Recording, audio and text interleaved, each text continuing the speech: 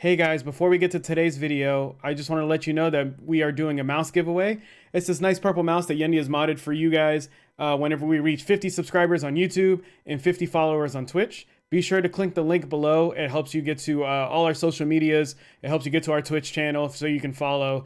It's just one click away. Be sure to follow and subscribe so you have a chance to win that mouse. I think we're at 32 on each channel. But yeah, thank you guys so much so far for all the support that you're giving us. And here's the video.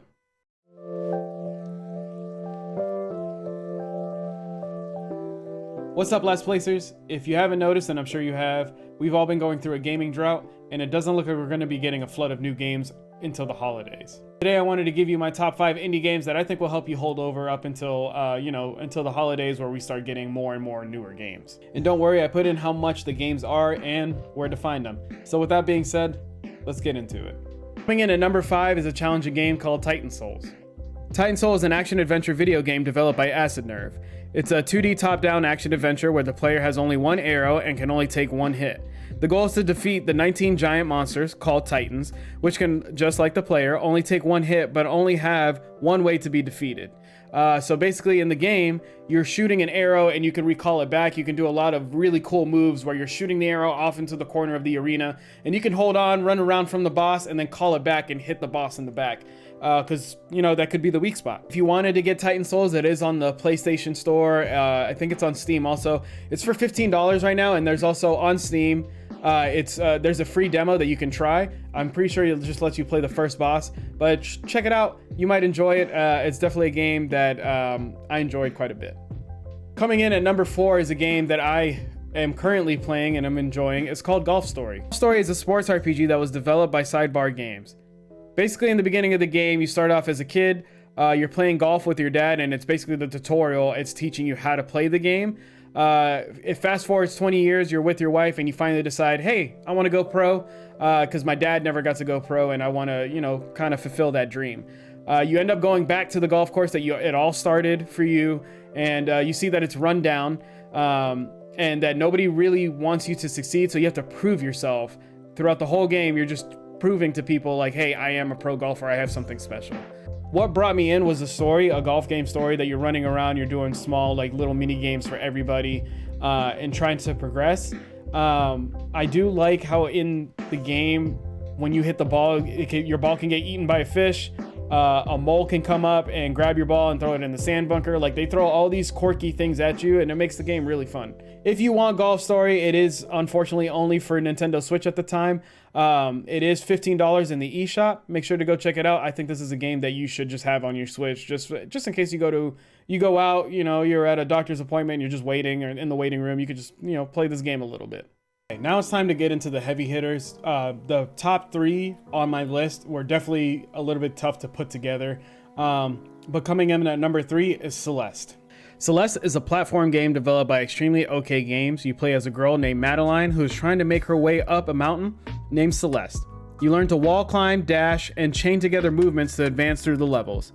This game is challenging. You get infinite amount of lives, but each level will let you know how many deaths it took you to figure out how to advance. I remember specifically one level, I ended up getting 500 deaths.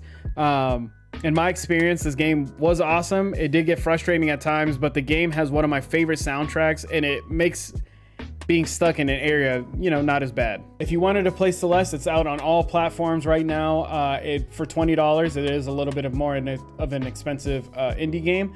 But if you have Game Pass, which if you guys are fans of the show, you know how much we talk about Game Pass and how much we love Game Pass. It is on there. And right now, just to give you guys a heads up, Game Pass, you can get it for $1 on PC, or PC's Game Pass. Or you can get regular Game Pass for $9.99 a month. So it's still cheaper to get Game Pass and then play Celeste instead of paying the full $20. And there's other games on this list that are on, one more game on this list that's on Game Pass. So you kind of knock out 2 birds with 1 stone. All right, guys, coming in at number 2, which is going to be a shock to Alan, I know for sure, is my favorite game, and is probably at my top 3 of all time, and that's Undertale. Undertale is a 2D role-playing game created by indie developer Toby Fox. In Undertale, you play as a child who has fallen down a hole to the underground and complete objectives in order to progress through the story and get back up to the surface. You explore towns and caves and are required to solve numerous puzzles on the journey. You also run into many monsters along the way, and you can either befriend them, kill them, or run away. And this does affect how the story goes. I'm not going to go into too many spoilers, but it's pretty cool, and it makes you... this is the only game, basically, that I replayed back-to-back. Like, I finished the game and then started a new one immediately afterwards and spent another couple hours playing through it again. I know you're wondering, since it's your favorite game, why is it your number 2? Even though it's a fantastic game, I don't think it's for everyone. It's definitely an acquired taste, I guess you could say. That doesn't mean I don't think you guys should try it. It is on every platform right now for $10, so not that bad. And also, just recently it got put up on Game Pass, so I think everybody who has Game Pass should definitely give this game a shot. It's definitely one of those games that will hold you over up until the holidays. It's not super long, but the replayability of the game is very high. All right, guys, we finally made it to the last one, and I know probably most of you have probably guessed it already, but coming in at number 1 is Hades. Hades is a roguelike action role-playing game developed by Supergiant Games. You play as Zagreus, the son of Hades, as he attempts to escape from the underworld to reach Mount Olympus. At times, other Olympians send you gifts to help you progress through the game. Each run challenges the player through a random series of rooms populated with enemies and rewards. The game has a hack and slash combat system that has players use a combination of their main weapon, attack, dash power, and magic ability. If you haven't played a game like this, it's basically you die and you start over, and I know that turns a lot of people off, but I wasn't a big fan of roguelikes, but I became a huge fan of this game, and then also I got Alan to play this game, who's become a big fan and has actually put even more hours into the game than I have. But when you die, you end up spawning in basically Hades' office, and he always has something to say to you about, your failed attempt of escaping, telling you you're never gonna leave, like stop trying, all this other stuff. But also more characters come in, and that helps kind of progress the story a little bit more. And your character gets stronger, you earn your stats, and you keep those stats because you slowly start to see, like, okay, I got to room 3 and I died at room 3, but the next run you're gonna get to like 5 and 6. You gain levels, you get stronger, you get better weapons, all the way up until you escape the underworld. Go on Steam right now, you can see all the overwhelming positivity of this game. Like, people love this game. It's out on every platform right now for $24. It's definitely one of the higher payments for an indie game, but there are rumors of it coming out later on this year for Game Pass. It's just rumors right now, but to be honest, I wouldn't be surprised if we see it there. And then also later on in the year, they're going to implement cross saves. So I have this game on my Switch, and I'm planning on getting it on my PC, and I should be able to transfer all my stuff over, no problem, which is a huge plus for the game. And that's going to do it for me, guys. Those are my top 5 indie games that I think are going to help you get through this gaming drought. I feel like we're almost out of this slump. There's a lot more AAA games coming out during the holidays that I'm excited for, but indie games right now are taking over. The indie industry is fantastic. There's a lot of hidden gems out there.